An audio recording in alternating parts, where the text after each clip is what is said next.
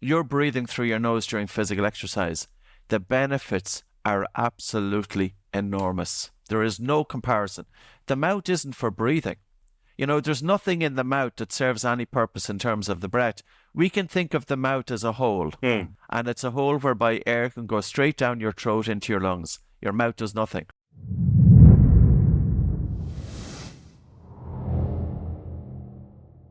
All right. Patrick McKeown, welcome to the show. It's a pleasure to be here. Thanks very much, Mads and Jacob. The pleasure is on our side. Patrick, you're the founder of Oxygen Advantage. You are the author of several books. One of these books, I believe, is called The Oxygen Advantage, and I think it was the first breathing book that I read, and really got me into this field. An amazing piece of work, which really proves that you are a pioneer within this field. Also, we know each other peripherally from the health and fitness industry. And you were so kind that you made the endorsement for my book back in the days, and I thank you for that. So my first question to you, Patrick, is what is the 101 of optimal breathing? Because we live in a time right now where apparently this is a very foreign term to most people. It's not so foreign now as it was 21 years ago. I'm going to tell you that for sure, Mads. I wrote a book called Close Your Mouth back in 2003. And the title says it all. But I think to answer your question, really what we need to put out there is what can people get out of improving their breathing patterns? And the biggest single thing that I feel is the ability to be able to self-regulate states. Because every day, every week, we will have different challenges, especially if we're putting ourselves out there, regardless of whatever line of work that we do. And the ability to be able to remain focused, calm, to have energy, to have good sleep, to make clear decisions, that's vitally important. So cognitive ability is number one. And, so what is it then? What's to go a little bit deeper into your question, what's optimal breathing? Optimal breathing is when your breathing is in and out through the nose. It's light, it's slow, it's driven by the diaphragm, and there's a natural pause in the exhalation. Yeah, and that shouldn't be something that we were to discuss here. I think it's hilarious that breathing has become such a big topic within the health industry, because it's not a superpower to breathe normally. It's just an innate ability that we're all born with. But apparently now we have to relearn it all. And we are so disconnected from our true nature, especially on the breathing field as well. So how did we get this far? How did we get to a point where you have to write books about breathing? I think you said it in your question. We're so disconnected from our true nature. We're so disconnected from how we lived for hundreds of thousands of years. If you think about modern life, it's a bit crazy to be realistic about it. Like, sometimes you wonder, I've just hit 50, and when you hit 50 years of age, you start questioning these things, and you're asking, what's it all about? Is it all about getting up and working your 8 or 9 or 10 hours per day under constant stress, trying to pay mortgages, trying to raise a family, trying to do the best in your jobs, trying to look well, trying to be healthy, trying to do all of these things? And that's how we're living. Our ancestors didn't live this way. Even 40, 50 years ago, they didn't live this way. So there's a conversation to be had in terms of the bigger picture. And breathing is very susceptible to change. And especially some of us are more susceptible in terms of if we have perfectionist tendencies, which I'm sure many of your listeners do. If, for example, there could be a genetic predisposition to poor breathing patterns, faulty breathing. Breathing for females is different than men due to hormonal changes. And if individuals may have asthma or anxiety or panic disorder, these conditions change breathing patterns, but the poorer breathing feeds back into the breathing pattern. And there's another thing I'm going to say. Breathing has been around for 50 years, at least in the Western world.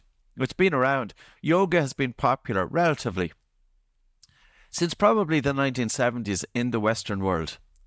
But how come breathing didn't take off? That's another question to be had. Like, where did it all go wrong in terms of breathing and how it was being taught? And it did all go wrong. It all went wrong. And it all went wrong when the belief got out there that the more air you breathe, the better. Because that is probably the biggest myth that has ever come into health, pillars of health. Can you explain that to me? Because Mads introduced you to me and recently, but I've been doing nose breathe running and all these kind of stuff for a long time, but I only just heard about your work, which is very, very interesting because you can really explain the technical terms and what really happens. So what happens when you breathe in more oxygen, or what really happens to us? So, Jacob, you were fortunate to understand about nose breathing, but even though the camera is a little bit blurry, I actually think you have a pretty good facial structure. That's great. You seem to have a well-forward jaw. Your nostrils are pretty good size, and all of that is good, and it makes you easy. Yes. So you have a good facial structure. And unfortunately for many of us, we were breathing through our mouths during children. And this leads to abnormal craniofacial development. Our jaws are set back. We've got a high palate. Our nasal cavity is infringed. Our nasal airway is smaller. And for most people, especially in the Western world, Caucasians, we find it a little bit challenging to breathe through the nose during physical exercise. So coming back to your question, what happens when we breathe too much air? When we breathe too much air, we get rid of too much carbon dioxide, firstly from the lungs, because we breathe it out. And when we remove too much carbon dioxide from the lungs, we also remove it from the blood leaving the lungs. So the carbon dioxide in our blood reduces. And as carbon dioxide in the blood reduces, our blood vessels constrict. So we have 50,000 miles of blood vessels throughout the human body. And our blood vessels narrow when we breathe too much air. So you can imagine that's one thing. A second thing is that was discovered by, of course, a Danish physiologist, which I'm sure you're all aware of, called Christian Bohr. And if you go down to the harbour front, you'll see a house with a plaque on the wall. And he discovered back in 1904 that the partial pressure of carbon dioxide is a catalyst for the release of oxygen from the red blood cells to the tissues and organs. If we breathe too much air and we get rid of too much carbon dioxide from the blood through the lungs, blood pH increases. And as a result, hemoglobin, which is the main carrier of oxygen, it holds onto oxygen and it doesn't deliver it so readily to the tissues and organs. So the more air we breathe relative to our metabolic needs, the less blood flow and the less oxygen delivery throughout the human body. And the other thing I'll say about physical exercise doesn't improve your breathing patterns unless you swim. But the problem with swimming is that chlorine is not good for the lungs. But physical exercise with the mouth open will do nothing to improve breathing.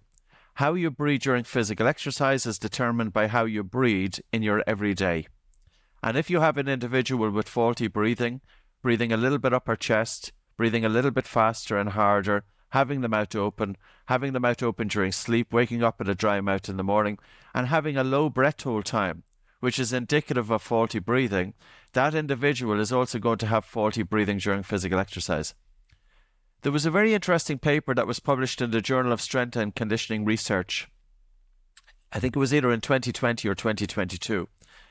They assessed 1,933 individuals, athletes in Japan, from 2017 to 2020.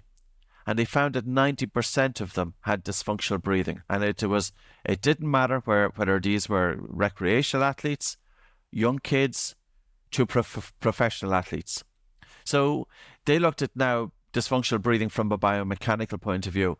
Now, I'm not going to say that 90% of all athletes have dysfunctional breathing, but I'm citing this paper. I think it's about 25% of the normal population, but it's very, very understudied. And in certain pockets of the population, it can be as high as 75%.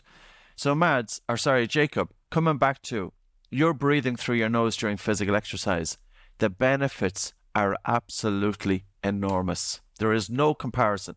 The mouth isn't for breathing. There's nothing in the mouth that serves any purpose in terms of the breath. We can think of the mouth as a hole, and it's a hole whereby air can go straight down your throat into your lungs. Your mouth does nothing. Your nose has at least 30 functions. So, for example, running with your mouth closed, you increase carbon dioxide in the blood. This improves your tolerance to CO2. You've got better recruitment of the diaphragm. With better recruitment of the diaphragm, it will improve your functional movement. So functional breathing and functional movement go together. You're protecting your airways. You've got an increased gas exchange from the lungs to the blood. Nearly 10% higher partial pressure of oxygen in the blood with nasal breathing versus mouth breathing. The increased CO2 in the blood during your physical exercise is allowing more oxygen to get to the working muscles. Your recovery post-physical exercise will be faster. So there's other aspects in terms of increased blood flow to the brain, improved visuospatial awareness, all of the communication going from the nose to the brain via the olfactory nerve. We don't have that with mouth breathing. We don't also have the beneficial effects of nitric oxide, which is produced in the paranasal sinuses and the nasal cavity. And it sterilizes the incoming air, it redistributes the blood throughout the lungs, it helps to open up the blood vessels in the lungs, it helps to open up the airways, and carbon dioxide also helps to open up the airways. Our nose is more open, our lungs are more open. So, yeah, it just makes more sense. Now, here's the question. How come the sports science industry has overlooked this one? I totally agree. And also, I often get the question, because I kind of see it the same way that you do. I see the vast majority of people, including high performance athletes, are breathing incorrectly. But what is your opinion on this one? Are we also supposed to do nasal breathing at our maximum heart rates? Let's say during a soccer game where you have tons of sprints during the game. Are we supposed to do nasal breathing for the 90 minutes that a soccer game lasts? No, not at all, no. It's not going to happen. No, exactly. It's about using nasal breathing at an exercise intensity which we can sustain nose breathing. But I suppose, Mads, it's about using breathing in and out through the nose to add an extra load onto your breathing to cause the body to make adaptations so that your breathing becomes more efficient. What we're doing is, if you have an athlete and if that athlete devotes their warm-up to breathing in and out through the nose, but also bringing in breath holds, which is really vitally important. You know, it's not just about nose breathing, it's not just about light and slow and low breathing, but it's also using breath holds to add and create those adaptations. We have to be realistic. During a competition, like I was working with a world-class boxer last night, during fight, I don't want him to think about his breathing. I want all of his focus on the fight. But we are using breathing techniques as a means of causing those adaptations to be able to delay lactic acid and fatigue, to be able to strengthen the breathing muscles so that they're less likely to fatigue in the 7th, 8th or 9th round, but also training breathing to train the brain. Because with breathing, we can improve blood flow and oxygen delivery to the brain, which in turn is reducing neuronal excitability. The brain, by controlling breathing, regulates its own excitability. That was written back in 1988 in a paper by Somnium and Balestrino.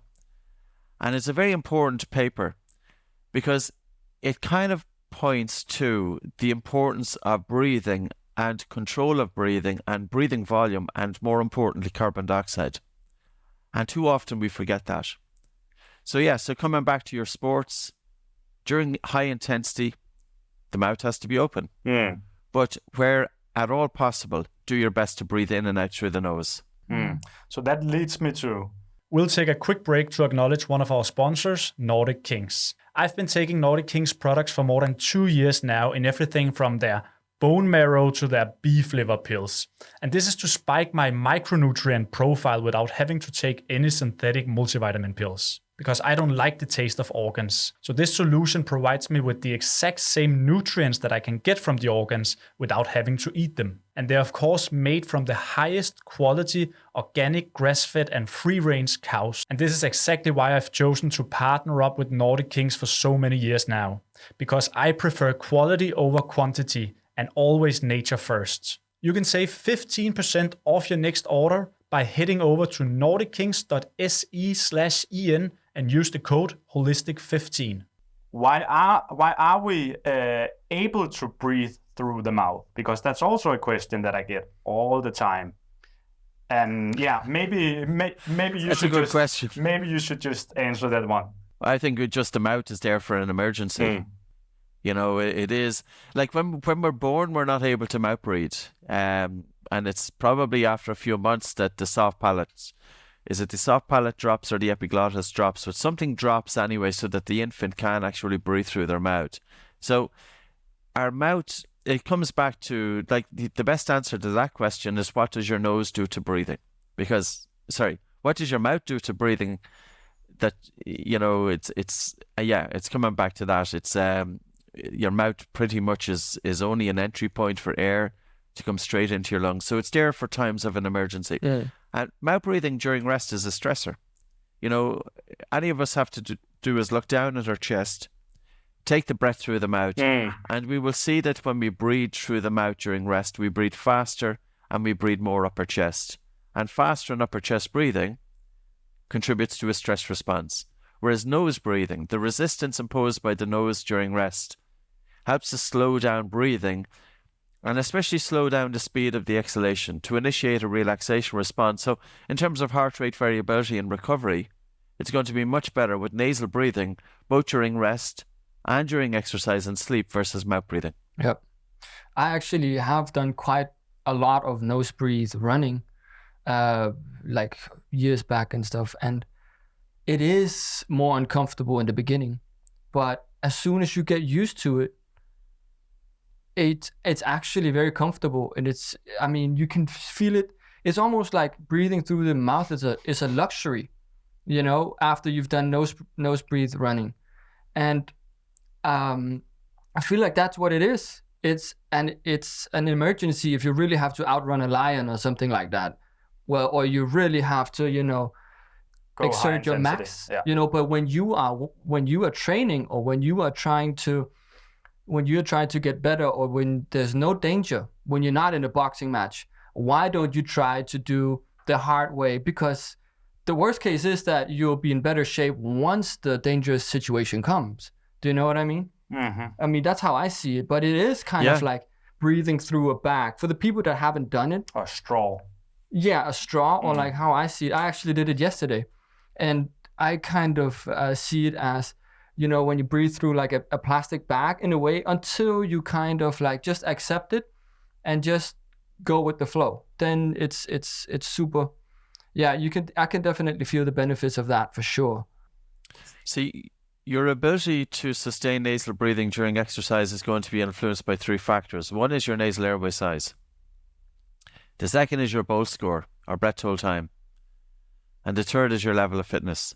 And if you have an athlete with a higher Bolt score, and that's basically a comfortable breath hold time. So that measurement is take a normal breath in and out through your nose and hold your nose and time it in seconds. How long can you hold your breath for until you feel the first definite desire to breathe, or the first involuntary movement of your breathing muscles, and then to let go and to breathe, but your breathing should be normal. There was a paper on this written by Kyle Kiesel, and he looked at 51 individuals, and he concluded that if your Bolt score, or control pause from Buteyko, if it's the same thing, if it's greater than 25 seconds, there's an 89% chance that your breathing is functional. So Jacob, if you have an athlete with a Bolt score of 12 seconds, which I've seen plenty of them, when that person starts breathing through the nose during physical exercise, they're going to feel a disproportionate sensation of breathlessness, because their body is used to breathing too hard and too fast for a given intensity of exercise. But if that individual slows down and sustains nasal breathing, just exactly as what you said initially the air hunger is higher, and the air hunger is higher because carbon dioxide isn't able to leave the body quickly enough through the nose.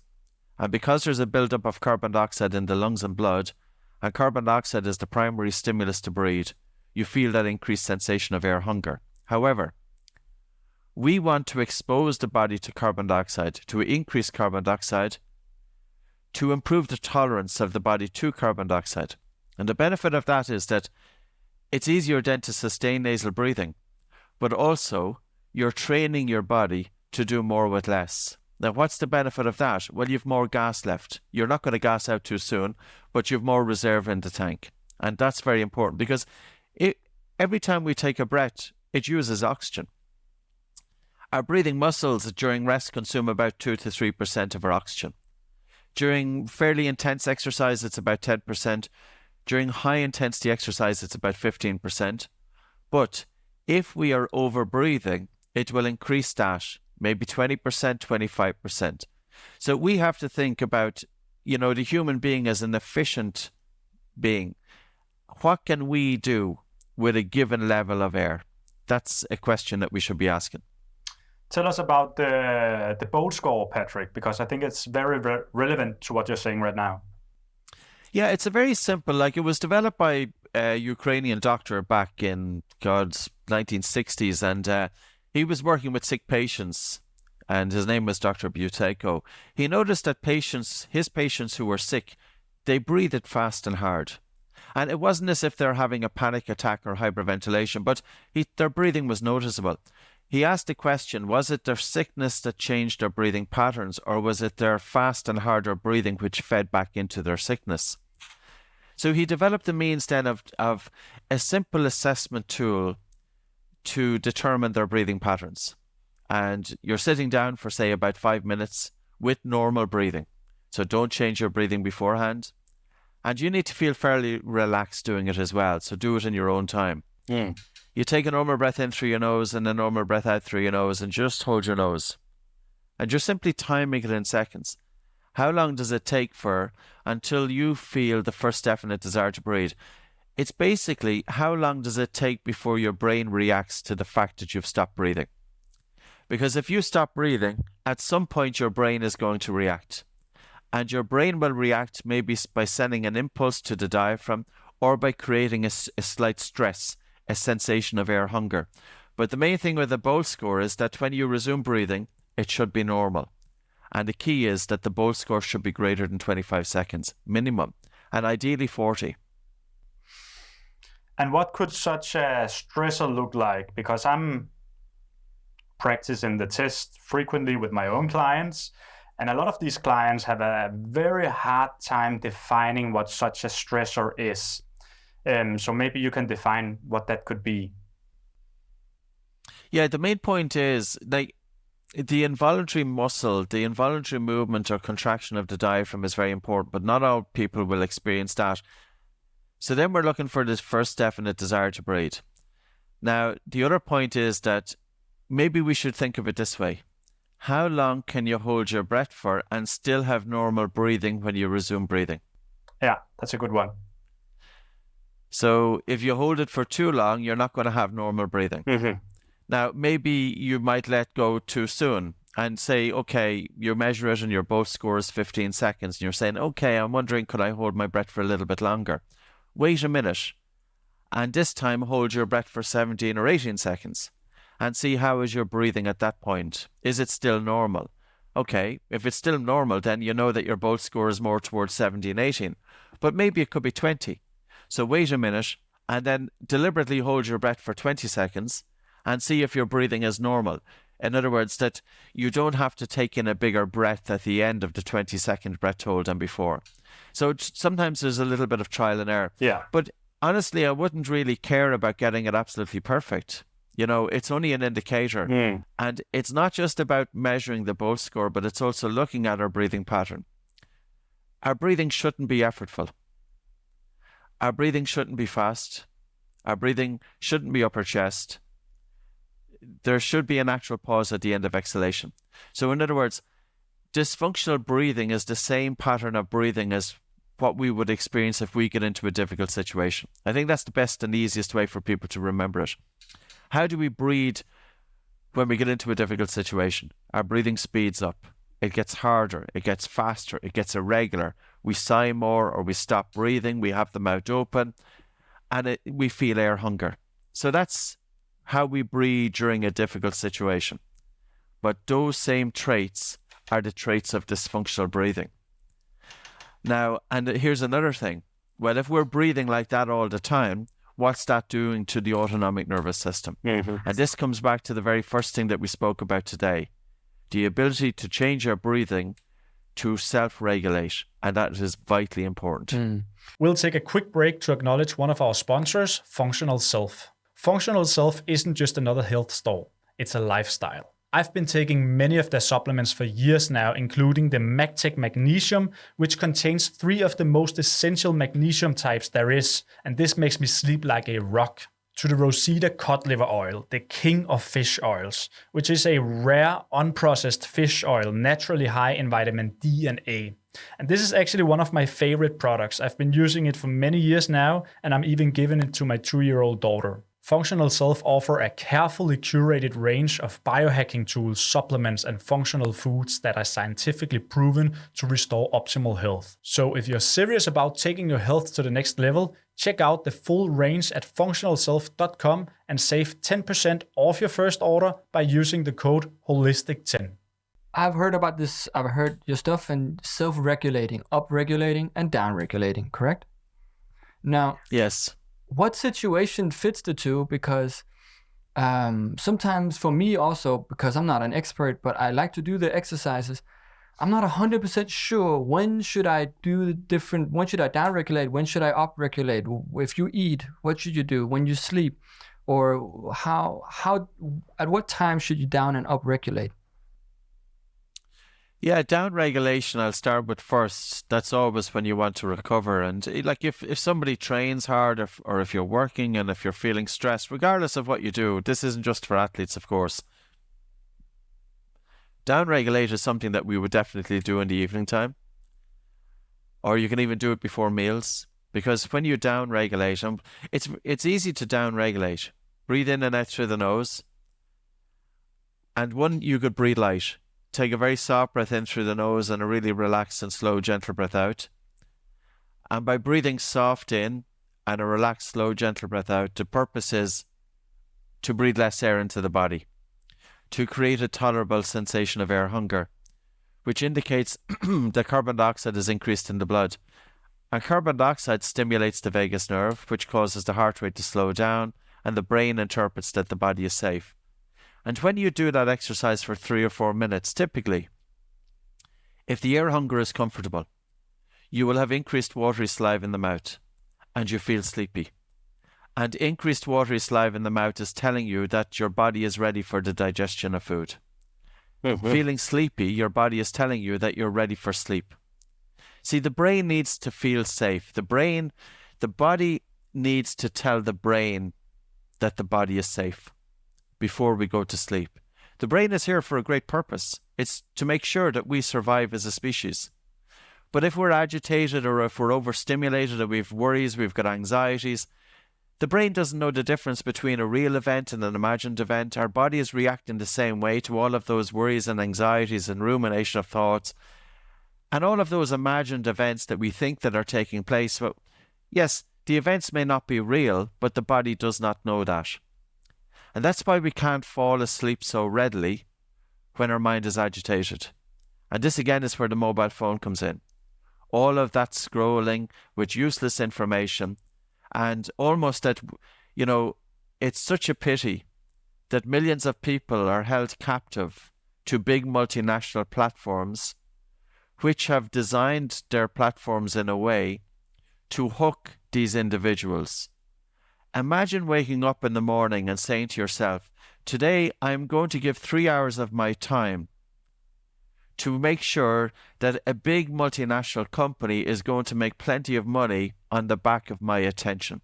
Imagine that. And that's what people are doing. But the problem with that is that the brain doesn't get a rest.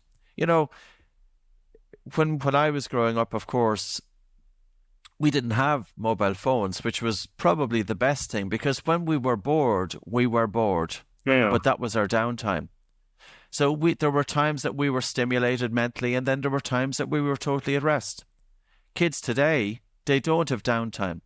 They're stimulated mentally with their school and whatever they are doing, but in their downtime, they're scrolling and that's also stimulating them. Mm-hmm. So coming back to your question, Jacob, downregulation is something that you do to tell the brain that the body is safe. Downregulation can be done by breathing light, really softening and slowing down your breathing, or breathing slow, slowing down the speed of the breath to between 4.5 and 6.5 breaths per minute. But when you breathe slowly, not to hyperventilate, because all too often What people do is, in their quest to reduce the respiratory rate, the tidal volume increases too much, that they end up breathing too much air, and that's only going to cause agitation. And the other is breathe low, because of the connection between the diaphragm and the brain via the phrenic nerve. So light, slow, and deep breathing will downregulate. Relaxation downregulates. Guided audios, bringing together relaxation with breathing exercises downregulate. And on that basis then, you can look at any breathing exercise and you can ask, what's this breathing exercise actually doing? What's it doing to the biochemical dimension of breathing? What's it doing to the biomechanical dimension of breathing? And what's it doing to the autonomic nervous system? And this way we can look at any breathing exercise. And with that then we will know what is the purpose of this exercise. And this is really important because many people are teaching breathing exercises and they don't fully understand exactly what the breathing exercise is doing. They will tell you that you breathe full big breaths, take more air into your body, there's more oxygen getting delivered throughout the body. What a load of nonsense. If you breathe fast and hard, that's a stressor. So during rest, it's the speed of the exhalation that determines whether you initiate a stress response or a relaxation response. And the simple way to understand this is ask, when we are stressed as individuals, during rest, how fast do we breathe out? And normally when we're stressed, we have a fast exhalation. In other words, if we want to activate a relaxation response, focus on the exhalation and have a really slow and relaxed exhalation. But say, for example, during rest, you want to upregulate, you want to stress the body and mind, then you can breathe fast and hard. So hyperventilation, breathing in fast and out fast and in fast and out fast, so speeding up the respiratory rate and especially having a fast exhalation, that's an upregulator. But also understand what is that doing. When you hyperventilate, you're getting rid of a lot of carbon dioxide from the lungs. This in turn is going to lower carbon dioxide in the blood. Blood vessels constrict, blood pH increases, and the central nervous system, which is including the brain, becomes aroused.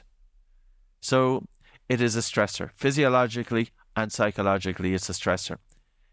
The golden rule is, if you stress the body and mind, it's very important to recover. We know that in physical exercise. There's a warm-up, there's the main event, and then there's the cool down. The same applies to breathing. And breathing is even more important. Breathing is even more powerful than physical exercise. We use a lot of stressors in terms of breath holding. And, you know, some of them are easy breath holds, but some of them are quite strong breath holds. If you breathe in and hold your breath, that's a stressor. If you breathe in, breathe out, and hold your breath for a short time, that actually relaxes the body and mind. So if you breathe in and breathe out and hold your breath for, say, 5 seconds, that will stimulate the vagus nerve. And we use a lot of that with people with anxiety because they often find it difficult to focus on their breathing. They're not able to do mindfulness, but what we want to do is we want to improve blood flow to their brain to have a calming effect in their physiology. So if you do a normal inhalation and an exhalation and you hold your breath for 5 seconds, that's relaxation. But if you hold your breath after an exhalation for as long as you can, that's a stressor. Because as you do a very long breath hold, carbon dioxide in the blood increases quite considerably and blood oxygen saturation drops. So it's very important to give ourselves controlled stresses and to realize that we are all different when it comes to breathing. See, the thing about breathing is every one of us has a different experience when it comes to the breath. And every time that we've had a challenge or a trauma in our life, our breathing was impacted. Now, if you take this one step further, people who have had trauma, people who have panic disorder, anxiety, depression, their breathing pattern is impacted. And there's a memory built up there. All of those events, their history, the events that they've had over the years, they may have associated with air hunger, with faster breathing, with feeling they're not getting enough air. And then if we go and do breathing exercises with those individuals, we can initiate and bring to the surface what we can actually bring up anxiety and panic disorder. And I have put plenty of people into panic attacks. Plenty. Now I don't. But this was going back, I was working with about 3,000 individuals solely with panic disorder and anxiety back in 2010 to 2013. And, I was having them breathe light with tolerable air hunger, but the duration may have been too much for some people, put them into anxiety. I was having some of them do breath holding. I put them into panic attacks. And I've totally changed based on the feedback. And that's the way it is. Like it's really having an understanding that with breathing, we can't just put out a breathing technique that's fit for everybody. And sometimes you do learn by your mistakes, as I did. But the importance of this is that it was the experience of working with individuals with poor health that gave me a really important insight into the power of the breath. It can be tremendously helpful, but breathing exercises need to be tailored according to the individual. Yeah, I think it's amazing to understand how breathing can affect the nervous system, which ultimately affects the way we think and the way we feel and our deep emotions. Because we have the parasympathetic nervous system, the rest and digest, we have the sympathetic, the fight and flight nervous system. And you can use different terms. You can use upregulate, downregulate, but in the end, it's about what type of nervous system that we choose to engage. And as you say, we can extend our exhalations. We can up and down regulate the speed of which we breathe according to where we want to be. And I've learned this for the past few years. And when I feel anxiety approaching, I'm not so comfortable at flying at an airplane, for example. And I can make the panic attack go away in an instant just by downregulating my breathing. And I think that's amazing. And I think that's an important tool for people to understand that this is how you can control the way you think and ultimately the way you feel, downregulate stress and anxiety. But what got me thinking was to kind of another field, but that's the sports field again. Would you rather upregulate or downregulate in a sporting game? So let's say, would you try to go into the rest and digest state, or would you try to provoke the fight and flight state that you're already in? Yeah, it's a good question. We do both. Okay. So normally, a lot of athletes are put out if I talk about pre-match anxiety, so I don't. I talk about accessing flow states. So flow state is a state of mind whereby our attention is moving simultaneously with time. And in that state, we are not necessarily in a thinking mind. The thinking mind is set aside and muscle memory kicks in and the right action is happening by itself.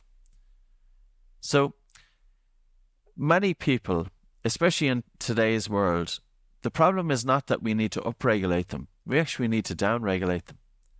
So say, for example, if I'm working with an individual and they have a competition tomorrow, we will start in the weeks and the months before the competition about giving them the tools to be able to self-regulate, because I need that person on the day of the event to be able to control their states. But there's something so powerful in the knowing that you have something there, that even if you feel shit waking up that morning, that you can use breathing exercises to help improve and conserve your energy and to increase your energy so that you feel better.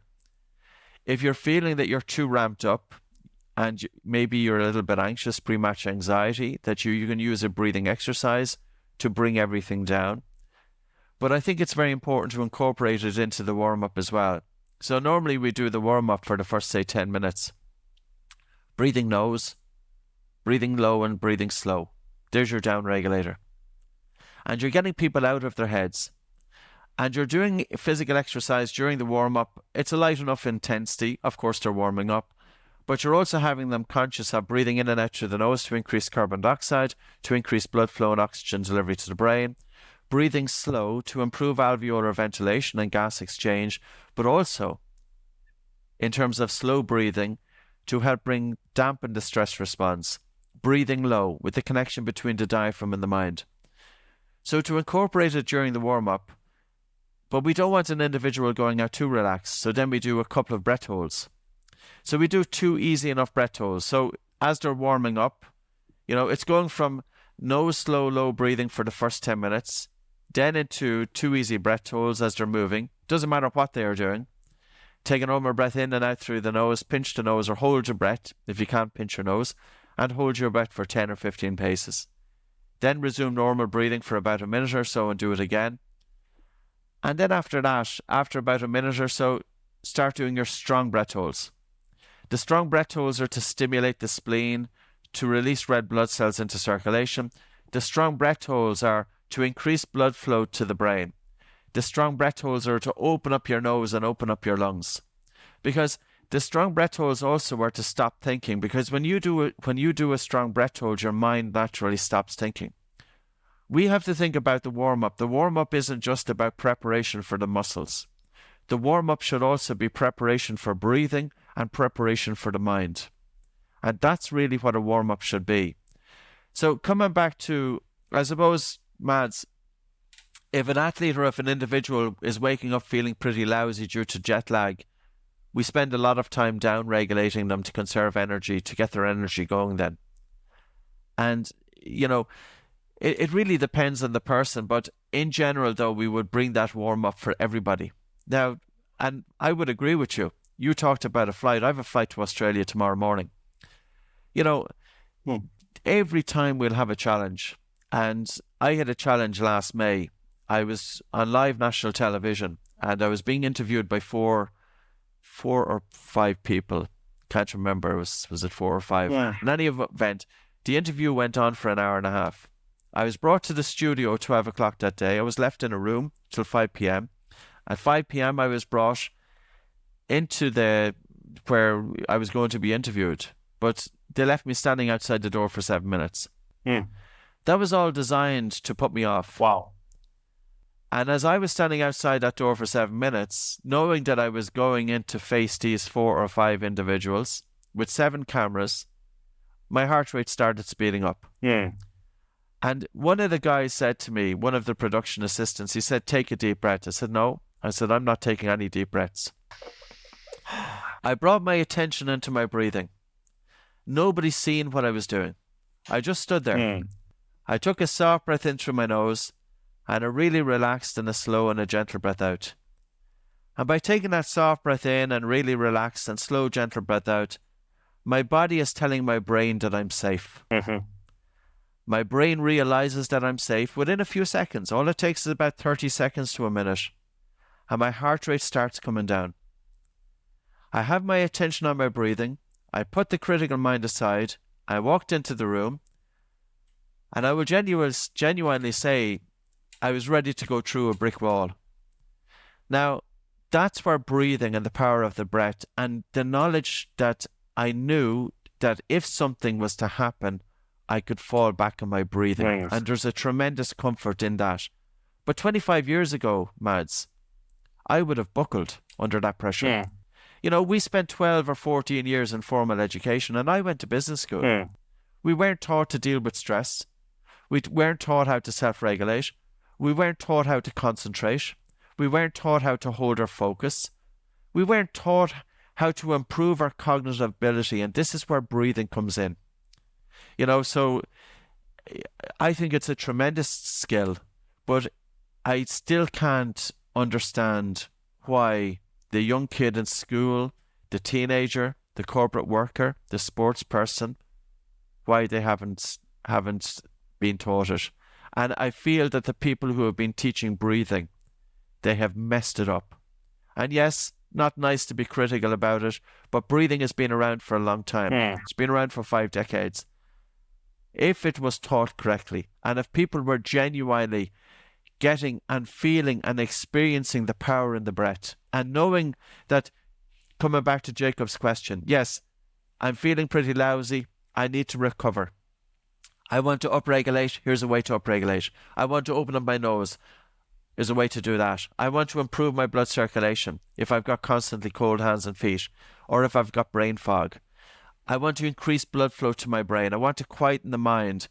I want to improve my sleep quality. I want to delay lactic acid and fatigue. I want to strengthen the breathing muscles. I want to lower my blood oxygen saturation.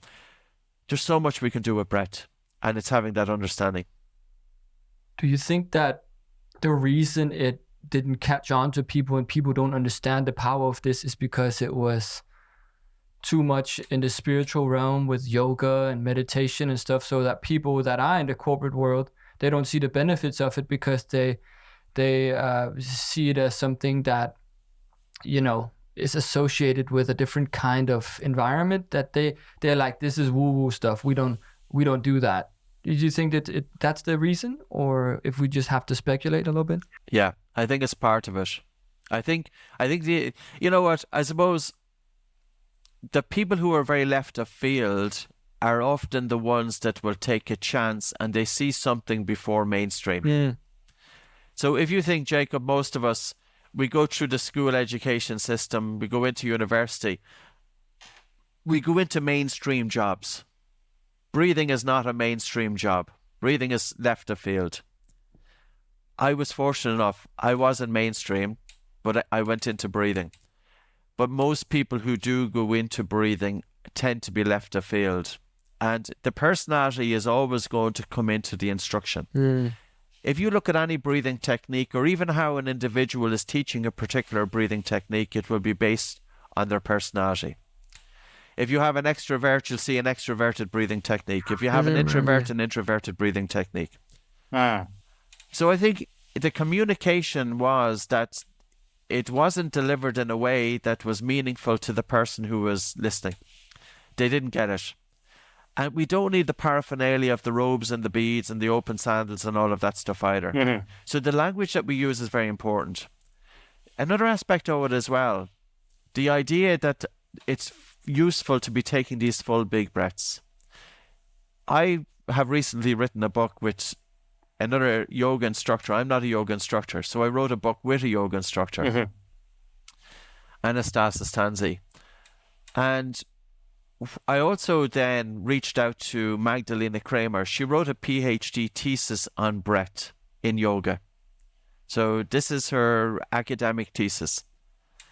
Breathing in yoga up until 1880 was all about light and subtle breath. It was all about conservation of the breath, and it was about breathing less. It was about training the body to breathe less air.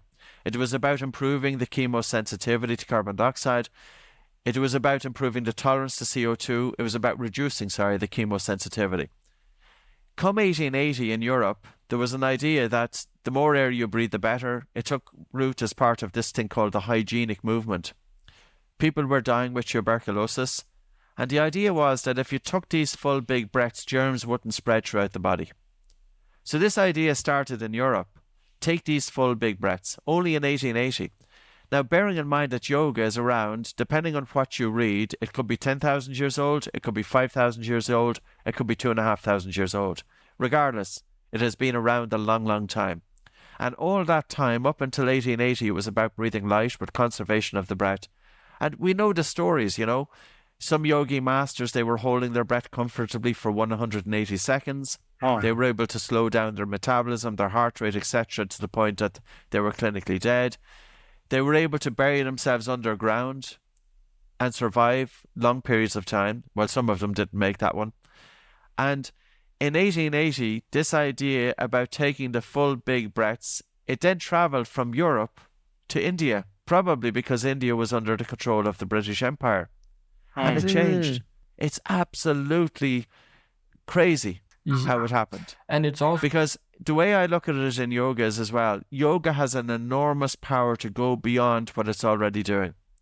And the foundation of yoga is breathing. It's not postures. The very foundation is breathing. You think of students going in to do yoga or physical exercise, gyms or whatever, somebody going in with asthma, with anxiety, with panic disorder, with dysfunctional breathing, you can help all of that. You can easily help it. And at the moment, okay, I'm not going to say that it's not helping at the minute, but what I am saying is that if the yoga instructor and if the personal trainer and if the gym instructor and all of those individuals, the strength and conditioning coaches, if they knew about breathing, they could take it to the next level. Of course, they're already helping people, but why not take it further? It's interesting, and I want to just go back, unless Mads has a question. No, it's okay, yeah. Because you said, and this is something I kind of remember, it is that it changes the pH level of the blood, right?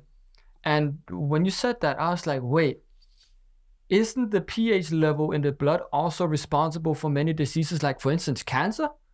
I mean, if you eat too much sugar and your blood become acidic, isn't that exactly what creates a lot of lifestyle diseases? I'm not saying, I'm just saying that's what have you ever researched or heard anything about that, like the breathing in those kind of diseases, like actual lifestyle diseases? And the question remains to that as well. If the blood pH is basically homeostatic, so it automatically regulates itself, or can we in reality manipulate the pH levels on a more permanent basis? That's the question. Yeah, blood pH and food. Does the food we eat influence blood pH? I still haven't got an answer on that one. The primary regulator of blood pH is our breathing. And it's by altering the volume of air that we breathe. So say, for example, the volume of air that we breathe per minute is calculated by the respiratory rate, which is the number of breaths that we take per minute, multiplied by the tidal volume, which is the volume that we draw into our lungs during that breath. If we underbreathe, carbon dioxide accumulates in the lungs and blood, and this will lower blood pH. If we overbreathe, carbon dioxide too much is removed from the lungs and blood, and this will drive up blood pH.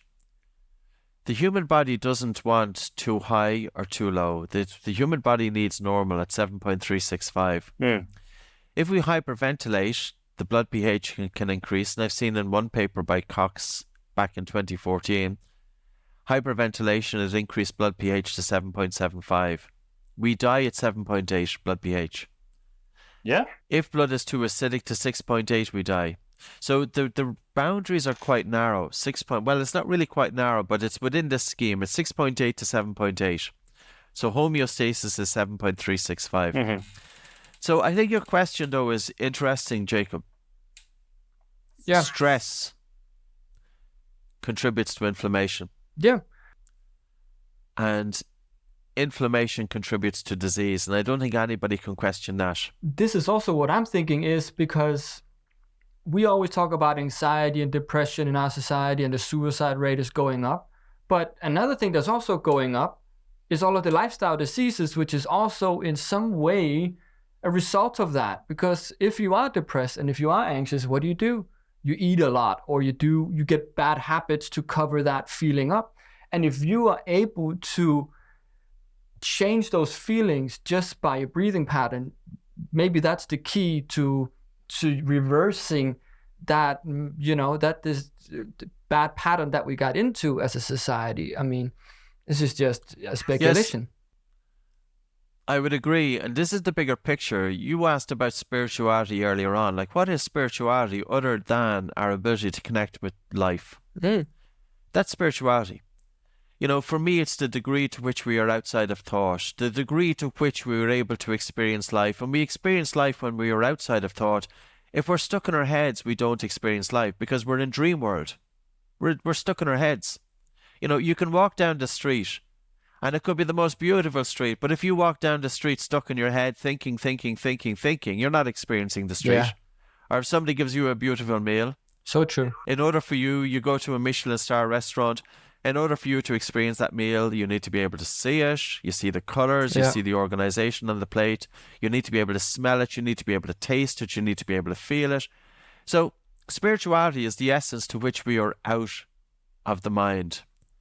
We have not been taught to get out of the mind. The basis of religion was all about getting out of our minds. It was all about being present. Yeah. The spirit in the bottle. You drink a bottle of vodka, your mind goes, well, if you drink a bottle of vodka, you're in trouble. But spirit in a bottle versus spirit and inspire. And you can see inspire, inspire in spirit. Inspire is an inhalation. Expire, you're dead. So there's definitely a huge connection between the mind and the body and the spirit. Now, why are people dying by suicide, which is so unfortunate? I would partly put it down to our education system has failed to equip youngsters with the ability to deal with the challenges of life, and especially the ability to have some degree over their thought processes, because the human mind, it can be our friend, but it can also be our foe. Mm-hmm. And if we don't have an ability to be aware of the thinking and also to be able to step outside of thought, and we should be taught this from day dot. Yeah. Life throws challenges, and it's not always the situation that's the problem, but it's how we react to the situation. Like, our physiology ties in here, our sleep ties in here as well, because if, for example, we have agitation of the mind, our sleep is impacted. And if our sleep is impacted, we naturally have agitation of the mind. We know children, I had sleep disorder breathing as a kid. I was snoring heavily. I was stopping breathing. I was a chronic mouth breather. I was in a constant stress response.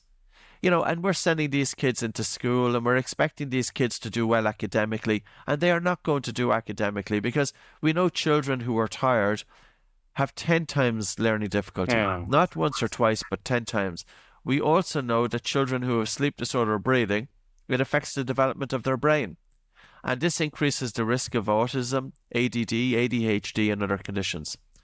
So I think the mental health is absolutely huge. And I will also say this, mindfulness is not going to work for the very person who needs it the most. I know people kind of get upset when I say that. If I'm working with somebody with anxiety and panic disorder, realistically, they don't do mindfulness, and they can't do mindfulness. It's so frustrating, because when the mind is racing, the last thing you want to pay attention to is a racing mind. Exactly. Yeah. The emotional turmoil is taken over. The mind is feeding the emotions are feeding the mind. I need to get them out of their head.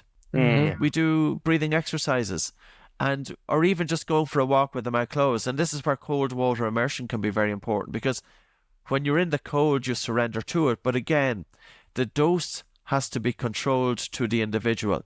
We don't need anything heroic. You know, there's an idea out there that push ourselves to the extremes. Forget about the extremes. Let's start dipping our toes into the water. Yeah. So, yeah, this is a bigger conversation, Jacob. And I don't think we're going to get through this here, but I think it's nice to touch on it. I think it's too. Huge. Because that's the driver of everything. And that is basically what, I mean, the reason we're doing this podcast is try to, you know, introduce it to people, because we're both doing it. And it has such a massive effect on everything. And it's such a small effort. And we talked with Wim Hof about this as well. It's such a small effort to do, you know, but it's also so difficult. I remember when I first started doing meditation, 6-7 years ago, and just closing your eyes and focusing on your breath I would rather run 5K. You know, it's so difficult when you first begin, just focusing on one breath, on two breaths, on how it feels, because you're like, okay, I gotta wash my clothes. You get so many things and reasons for why not to do it when you do it. But when you get good at it, you're like, why have I never done this before? But it's getting them going. And it's just speculation again. When we go back to religion, I was at a what is it called? Baptism. And I was like, maybe the churches and buildings were built to inspire people to accept that, okay, let's down-regulate, because we're in a holy space. Someone built this for us to be in a holy space. Maybe just looking at the beauty of this art, music is made for people to, okay, let's get down. Let's self-regulate and get down, because that's what was exactly what I did naturally in there, you know? Yeah. Yes, and there was a study by Bernardi that was published, and they looked at the breathing rate during yoga mantra and also during the rosary. A rosary is a prayer in the Catholic faith. Both the yoga mantra and the rosary prayer, when individuals were saying it, brought down the respiratory rate to 6 breaths per minute. And 6 breaths per minute is the optimal breathing rate to help to bring balance to body and mind. Not that we need to be breathing like that all day long. So I think you're right. I think there was a number of things happening, but I think the essence of religion is about teaching people to connect with the life around them and not to be living stuck in anxiety. And it's not that, you know, there was a saying, I think it was in the King James Bible, that be still and know that I am God. Be still and know that I am God. The kingdom of heaven is within. There's many, many things that point that, heaven is on earth, but we don't necessarily make it that way through our own mind. And I also feel that religion has lost its way. Yep. It lost its way because the human mind and the ego and the power structures and everything got into play there. But there is something fundamentally beautiful that at the very, very core. But in order to get to that, the layers and layers that have built up, the power structures need to be stripped away. I'm not sure it's going to happen, certainly in my generation. But this leaves a void, Jacob. I don't know what age you are. You look in your 20s. You're lucky to get into breathing and meditation at a young age.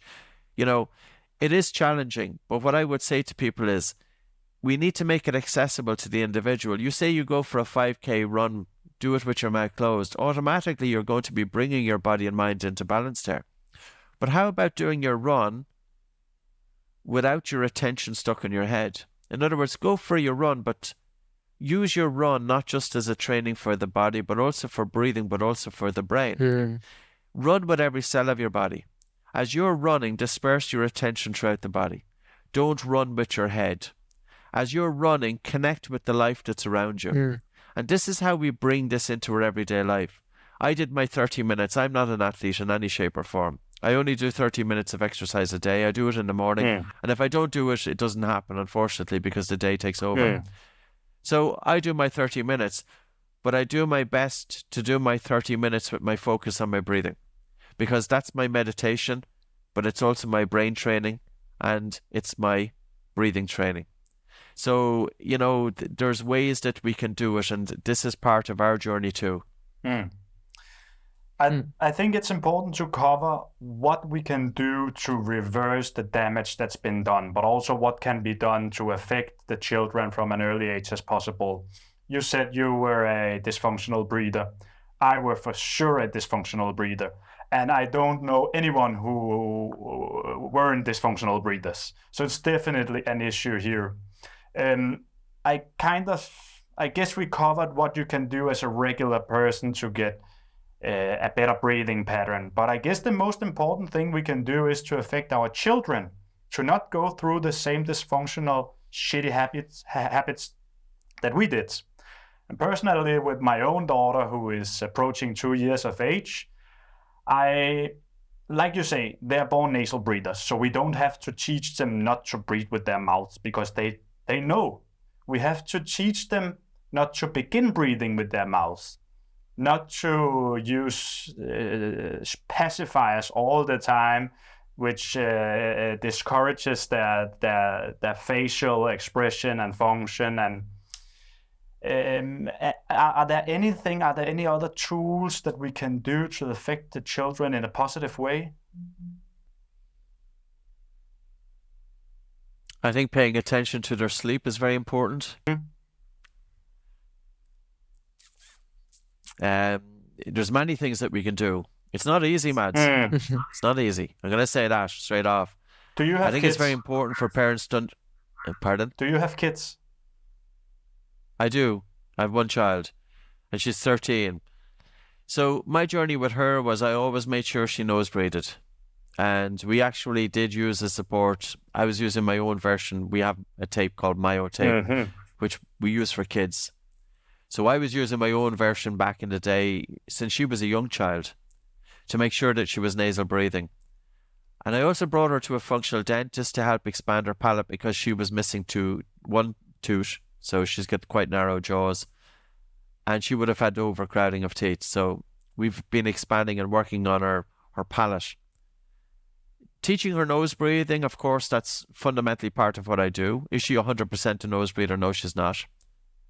But I encourage it as best I can. The thing about it is, I suppose it depends on the parent, but it also depends on the child. What I want to really do for her is that when she gets into a difficult situation, I want her to know that she's got an internal strength that's going to be more powerful than what's happening on the outside. And regardless of what's happening on the outside, that she can draw her attention inwards. and that she'll have a comfort with that. I think the importance of breathing in and out through the nose and understanding slow breathing and things like that, but children don't really care about slow breathing. Let's do jogging with the mouth closed or physical exercise with the mouth closed. In other words, what can we impart to our kids that they are actually going to do? And sometimes it's when a child is in a delicate situation, or they may feel that there's a little bit of, a falling out with friends or a bullying in school or something like that.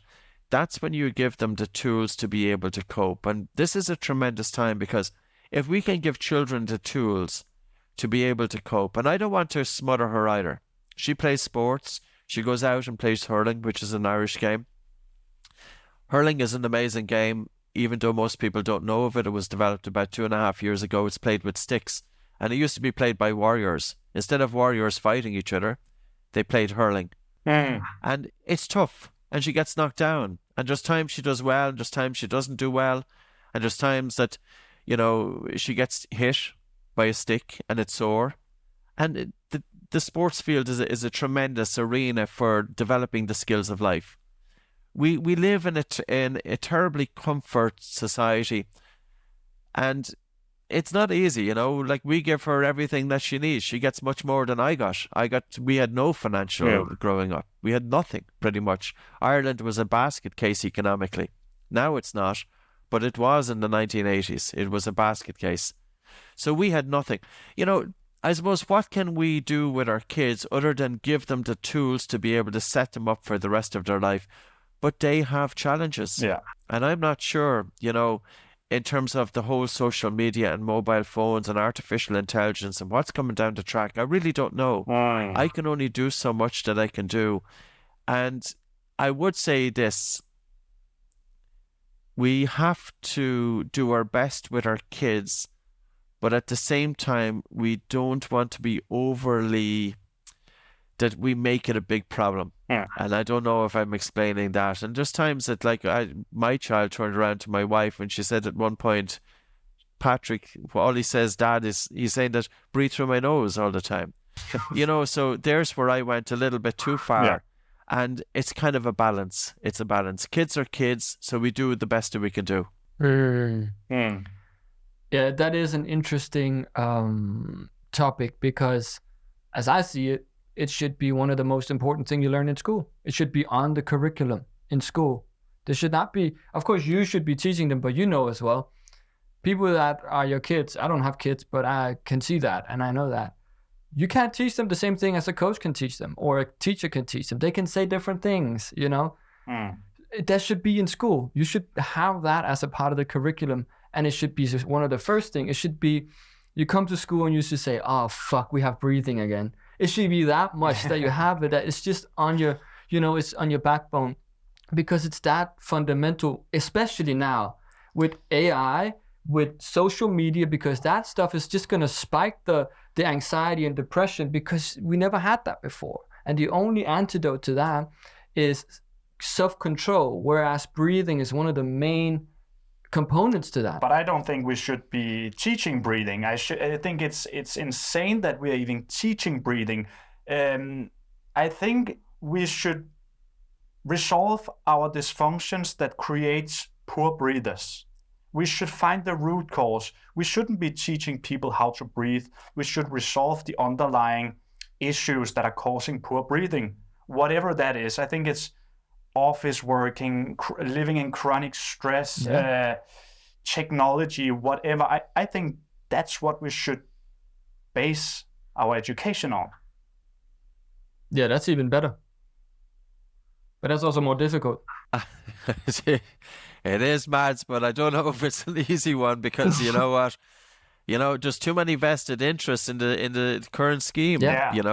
It's like Denmark. I think you're ahead of the curve. I think you've got a 3.5 or 4 day week. We don't, It's society wants us work, and it's be a profit. good worker, be a good little worker, and do your job and pay your taxes and get a mortgage so that you're indebted for the rest of your life. So you have to work for the next 40, 50 years. Yeah. Am I being cynical here? I don't know, but I think there's something in it. I would agree with Jacob. It's society needs a shift with this, and it is the schools. Like what we've embarked with our own instructors, both Buteco Clinic and Oxygen Advantage, is that we have developed a curriculum for schools over the last 4 months. And it's a series of PowerPoint presentations. It's an entire structure to bring it into schools on 3 different levels: 5 to 8 years of age, 8 to 12 years of age, and 12 to 17 years of age. I think breathing is hot now, and we can do it. Yeah. Because the thing about working with kids is we need to be able to communicate it to them, but also to give them exercises that they can resonate with. You know, mindfulness has been brought into schools. I think it's beneficial, but I'm not sure how well kids are able to put it into practice. And the effectiveness of something is only as good as the individual is actually doing it. So that's what we're looking to do. And we would love to see this rolled out. Yeah. Like all of this information we're putting out for free. I put an app out there. I spent $150,000 on it. I self-funded it, and I put it out there for free. And everything inside it is free. Wow. So my quest is to get it out there as well, because I'm kind of frustrated that, yes, now it's taking off, but it's taken 21 years. And I sometimes feel that there's resistance out there as well. What's causing resistance? Like, so it's really about making it accessible, to break down any resistance, to break down the barriers, because it should be in the hands of people. And yes, it should be in the kids. The kids should get this. 100%. For sure. Yeah, I mean, at the end of the day, it comes down to something that we also talked to another guy, Jack Cruz, who was talking about sunlight. Yeah. It comes down to the power structure and the way that we monetize stuff, and everything is for profit. You know, that's, of course, I mean, why would you teach someone breathing if that decreases the sale of pharmaceuticals, right? Because who's going to lose power then? The people that's going to give you power to put it in schools, right? I mean, so that's it's a bad circle that we're in. It's a bad pattern, and people are too busy to realize, because they, you know. So my perspective, but basically... Your perspective is 100% correct. Yeah, but it's maybe a bit naive. It's next step. Yeah. Okay, if we go back to... Okay, you want to say... Matt's perspective is actually spot on, but the thing with people are, it takes a very brave individual to be able to make changes such as these changes here. And I think most of the people, if you look at your civil service in Denmark, we look at it in Ireland, these individuals are out for protecting their jobs. Yes. And making sure that they don't get into trouble, and they're not taking any risks. So they're doing just what they can do to protect their jobs. It takes a fundamental shift. And even if a doctor stood up and say, we should be getting breathing out there, well, that doctor will be ridiculed by some of his or her peers. Yeah. That it's almost that there's a culture in there to keep everything in the status quo. And I've seen this. I have seen it. And I would agree with Jacob. Listen, we've seen medication use in asthma go down by 50% within 3 to 6 months. And that's not our own observations. We've also got up to 20 clinical trials on that. Yeah. And I worked for years just with people with asthma. And I could never understand, even if we just teach people with asthma how to decongest your nose and how to breathe through your nose, and how to breathe a little bit more functionally to improve gas exchange, your nose protects your lungs. Yet, there are very few authorities on asthma in the world, if any, I don't think there is any, that are actively encouraging their members to breathe in and out through the nose. And you don't need clinical trials for that. That just makes common sense. Yeah. I mean, it is insane. And I want to change the topic completely here, because I haven't... So we're not giving out about everybody, Mads, is it? I have an hypothesis that I want to hear your take on, because I think you're quite more knowledgeable on this topic that I am. But if we look at the animal kingdom, we can see a clear correlation between their average heart rate and their life expectancy, meaning that the higher a heart rate, the shorter a life, basically. From the hummingbird the hummingbird to the mice and the rats who live a very short time but have a very high heart rate, to the other end of the spectrum with the horses, blue whales, elephants, and even humans. And when I look at these stats, I also see a correlation from the breathing rate to the heart rate. And we know that scientifically, that the lower a breathing rate, the lower a heart rate. So can we conclude here that the lower a breathing rate, the longer a life? I think there's something in that. I know there have been a couple of papers looking at heart rate variability and longevity. And heart rate variability is a scientific measure, an objective measure of vagal tone. Mm-hmm. And it gives us feedback of how balanced the autonomic nervous system is. And we also know that people who are either physically or mentally unwell, that they have reduced vagal tone, they've got reduced heart rate variability, they've got reduced sensitivity of the baroreflex. If an individual is breathing slower, it would imply that they've got reduced chemosensitivity to carbon dioxide.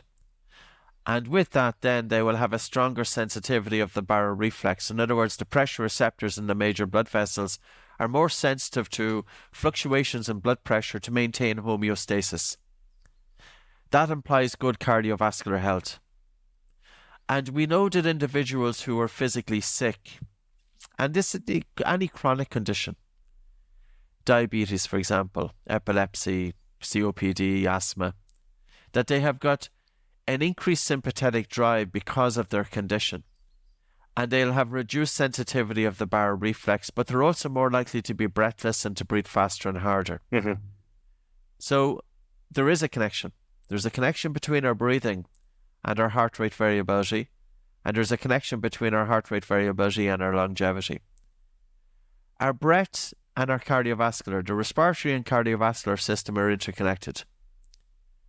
The cardiovascular system affects our breathing, but our breathing has an even bigger impact on the cardiovascular system. And this also comes back to the work of Bernardi, who I spoke about earlier on. He was working with patients with chronic heart failure, and he noticed that these patients had difficulty walking. They were getting quite breathless. They had exercise intolerance. And he asked the question, he said, are these people breathless during exercise? Are they overly breathless during physical exercise because of their chronic heart failure, or is there something else feeding into this? He started teaching them to breathe slow. And by slowing down their breathing, he reduced their chemosensitivity to carbon dioxide and he improved their exercise tolerance.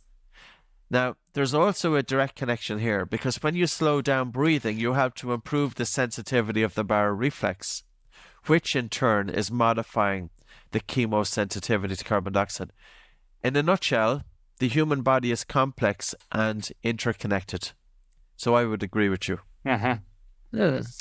And what about the diaphragm? How does the diaphragm fit into all this? Because when I hear you say, not deep breath, we are not allowed to use that term, but proper breathing, I guess the breath has to move through the diaphragm in order to be a proper breath. Yes, like deep breathing is good, but what is a deep breath? Mm-hmm. You know, so we use the acronym LSD, light, slow, deep, or no, slow, low. Regardless, it's the same thing anyway. The thing about a deep breath is if I went out onto the street and I say to somebody, take a deep breath, all they will do is take this full big breath. Mm.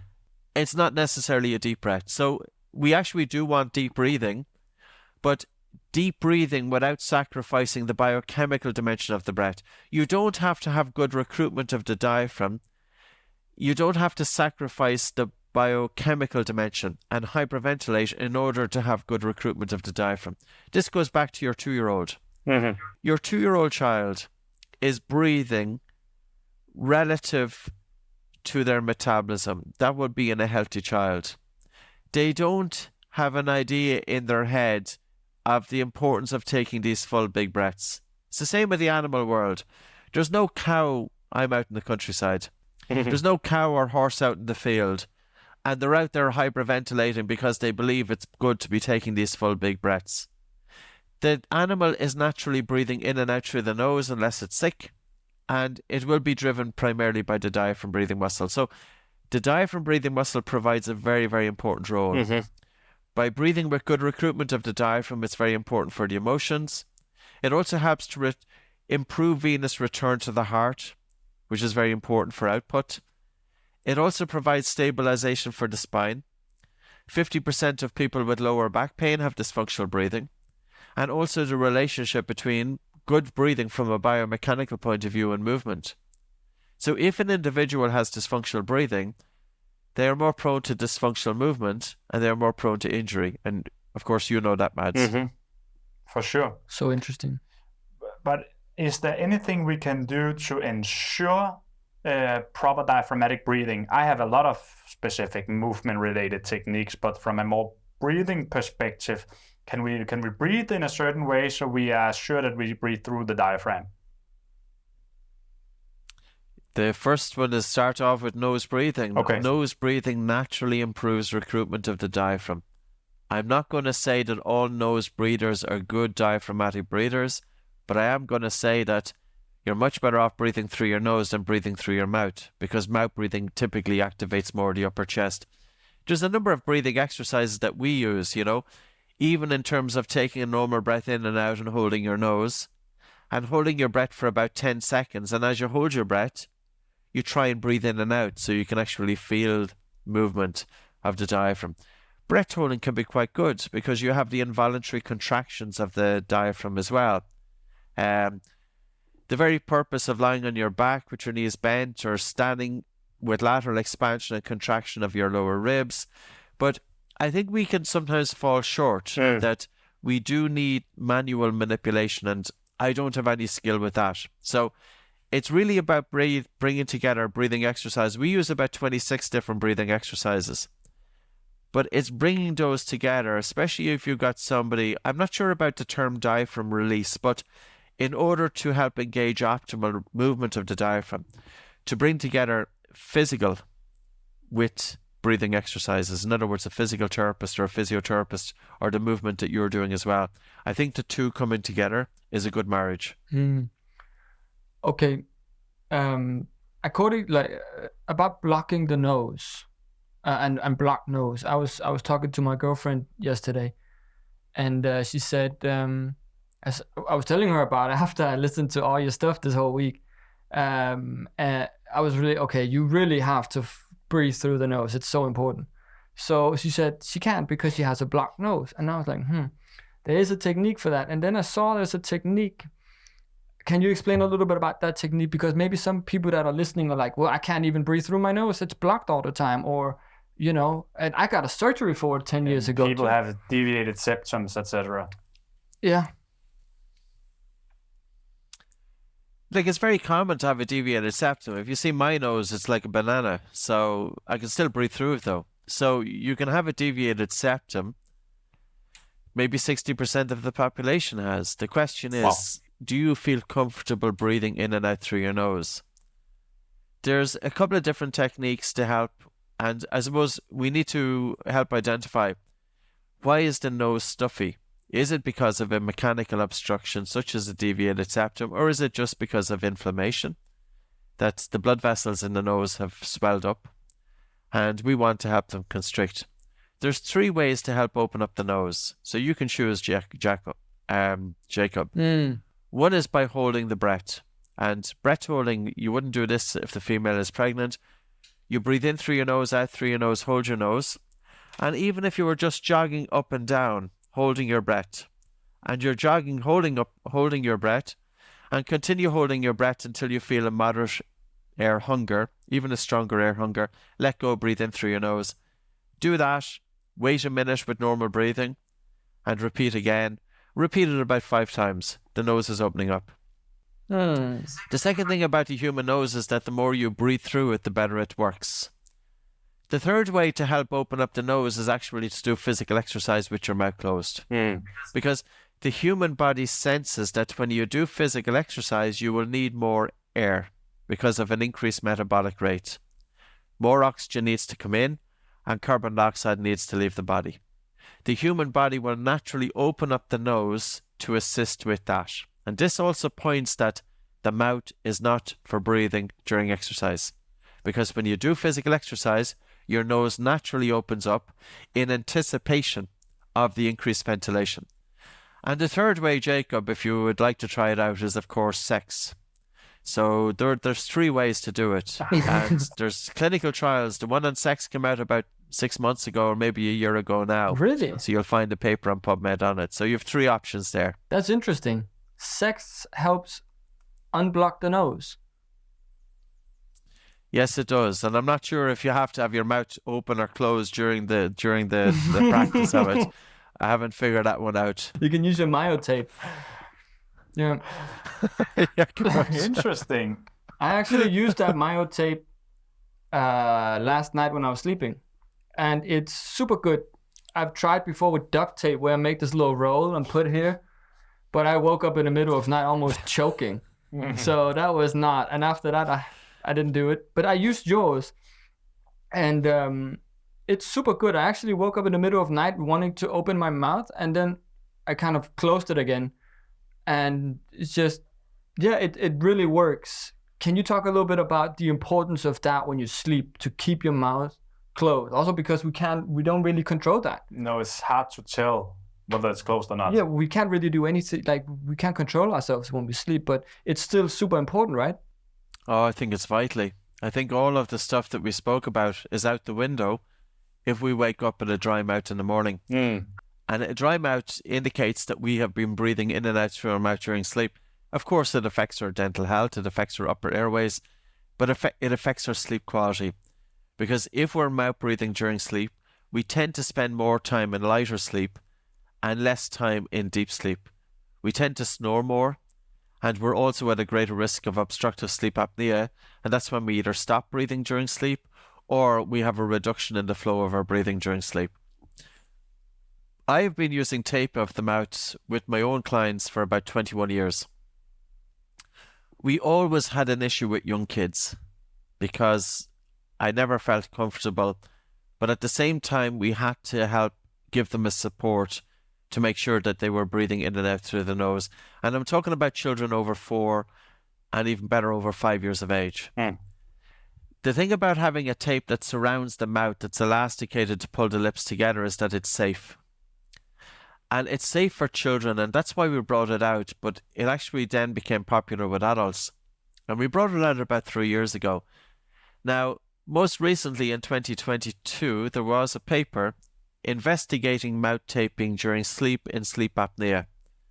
And the paper showed that if you taped across the lips with people with obstructive sleep apnea, 2/3 of sleep apnea patients got better, but 1/3 their sleep apnea worsened. And the reason it worsened was because their mouth was taped across the lips. And this prevented them from mouth puffing. And this in turn increased their obstructive sleep apnea severity. So we were lucky. I was lucky. There's a tape that allows mouth puffing that's not going to increase the severity of obstructive sleep apnea. And typically taping of the mouth, the studies still are limited, because it's seen now as something new, even though we've been doing it for 2 decades. But in a recent enough study, the snoring index reduced by 47% with mouth taping. So I'll put it out this way. If you have your mouth open and you're breathing through your mouth during sleep and you snore, it will sound like this. Now, if you close your mouth, can you snore through your mouth with your mouth closed? No. No. So if we get the mouth closed, mouth snoring stops. The second form of snoring is nasal snoring, and it goes like this. Yeah. So nasal snoring is when there's turbulence inside the nasopharynx where the nose is meeting the back of the throat. Now, if we're breathing in and out through our nose, but we're breathing light, slow, and low, in other words, if we improve our everyday breathing, that our breathing becomes lighter and breathing becomes slower, this in turn reduces the resistance, reduces the pressure, reduces the turbulence as people are breathing during sleep, and as a result will reduce snoring. We can stop mouth snoring altogether by simply getting the mouth closed. We can significantly reduce nasal snoring because we can help to open up the nose by decongesting the nose, because if you have a stuffy nose, you're more likely to snore. But also, if you have a stuffy nose, you don't just have a stuffy nose. You are tired. And there have been a number of papers showing that people with chronic rhinosinusitis, people with chronic stuffy noses, they have reduced cognitive ability. And cognitive ability is probably the most important function that we as human beings can have. It's our ability to plan. It's our ability to organize. It's our ability to make decisions, our ability to calculate. These are the most, important functions that we can do, especially to reach our full potential in life. But it has been shown that if we have a stuffy nose, it impacts that. So mouth taping is very important, but I would say never tape across the lips of young children. Absolutely not. With obstructive sleep apnea, you have to make sure that the mouth is, if the individual needs to breathe through the mouth, that they can. Otherwise, you could worsen it. And also people with anxiety and panic disorder. So, we were lucky in some ways. I knew that I didn't want to bring out a tape that just covered the lips. That had come into my head hundreds of times. Yeah. And I said, no. I said, you can buy a paper roll of tape for $2. Yeah. Why would I bother bringing out a strip of tape and charge you $25 for that? Yeah. I needed to have something that was different because we seen the problems associated when you just covered the lips. Yeah, for sure. I mean, that tape that you have is better than, you don't want to feel like a hostage when you're going to sleep. You don't want, and you don't make a small cylinder of duct tape neither. That shit is dangerous. Okay, I have one last question maybe. Music and breathing, is that ever something that you have experimented with or researched on? Because I got this idea, I don't know which song I was hearing, but the beat of a song always kind of dictates what goes on, right? If you get a fast-paced song, you kind of get a drum beat which is kind of like the heartbeat of someone that will be dancing. Or if you get some slow music, you get more calm and all that, and jazz or whatever. Is breathing and music intertwined and connected in some way? Is that something you know or have researched about? I haven't researched it. Okay. I focus specifically on breathing, but there is definitely an interconnectedness there. And I know that there are companies that are working on this at the moment, and that I think this is going to be something that you will see. I think this is something you will see, and I think it could be very important for the younger community, the children and teenagers. So I suppose watch this space. But it's not me. I just focus on breathing aspect. Yeah. Okay. All right. Yeah. If you were to... So you're ahead of the curve, Jacob. Yeah. Yep. Like usual. If you were to give one advice to our listeners, the best advice you can give, what would that be? Dip your toe into the water. I would say approach breathing with an open mind. It's what got me into it. Like, I remember having a stuffy nose and I used a nose unblocking exercise and it worked. I knew there was something in it. And I then started, as I was sitting down, it was in the same day. I was sitting down with one hand on my chest, one hand just above my navel. And I really started slowing down my breathing to the point that I was under breathing and feeling air hunger. And I could feel the temperature of my hands increase. And I knew straight away there was something in this, because I was always told to be taking these full big breaths, but that could make me lightheaded. If you understand what's in this for you, you're going to put it into practice. And don't see it as something additional for you to do, but if you have a basic knowledge of breathing, you can bring it into your way of life, just as Jacob was talking about doing the 5K run. Okay, don't start off with a 5K run with the mouth closed. You may need to use nasal dilators. That will help open up the nose. But start walking with your mouth closed. Start getting your mouth closed during sleep. Start paying attention to your breathing. Are you breathing faster, harder? Is there a connectedness between how you're breathing and your mind activity? And genuinely, I will say there's something huge, there's something in this for you. So yeah, give it your shot. I think you will use it. Definitely. Yeah. Definitely. It's been so useful, everything that you've been saying for the past 1.5 hours. And just everything you've been doing in general. I think you are a great inspiration in this field. And I think this podcast will be a huge success as well, or this episode. So thank you, Patrick, a lot for wanting to talk to us. Thank you. Super interesting. A pleasure. Thanks very much, lads. And, listen, thanks very much as well for bringing awareness of breathing out there. I know it's your work as well.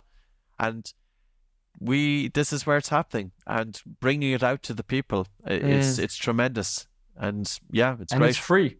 And it's free, yeah. Well, maybe that's held it back. If people want to learn more about you, Oxygen Advantage, etc., where can they find you?